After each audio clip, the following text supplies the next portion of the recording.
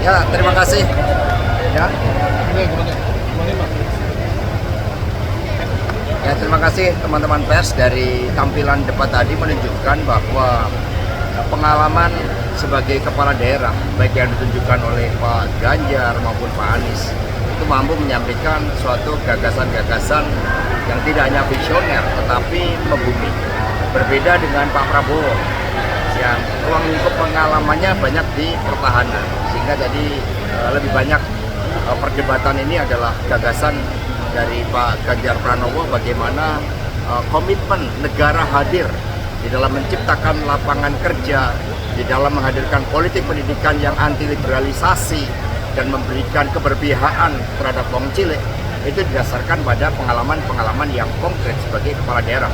Demikian pula Pak Anies. Jadi ini menjadi forumnya antara Pak Ganjar dan Pak Anies. Tapi kesamaan ini apakah hanya karena background kepala daerah atau memang ada kedekatan politik menjelang 14 Februari nanti?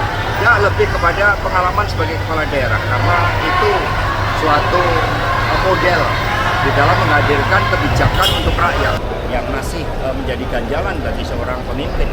Karena pemimpin harus punya rekam jejak yang baik, harus punya moral, etika yang baik.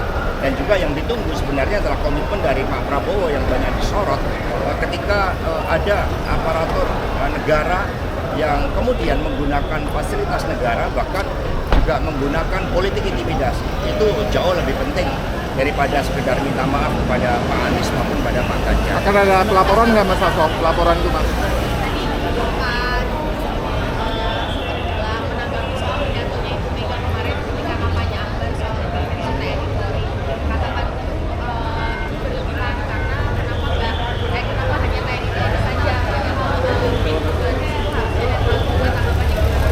Ya, Pak Dudung ya sebenarnya harusnya tahu.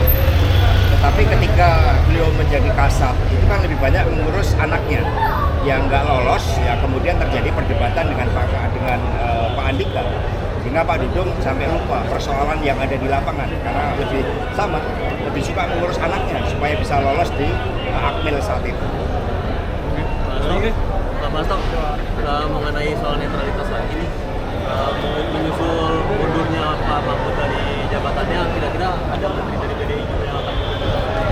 Jadi Pak Mahfud mundur karena persoalan etika, persoalan tanggung jawab ketika melihat bagaimana pejabat negara harus memberikan suatu keteladanan. Ketika bansos mencoba dimanipulasi bagi kepentingan pemberi bukan untuk kepentingan rakyat. Ketika aparatur negara kemudian menyalahgunakan kewenangannya untuk mendukung paslon 02,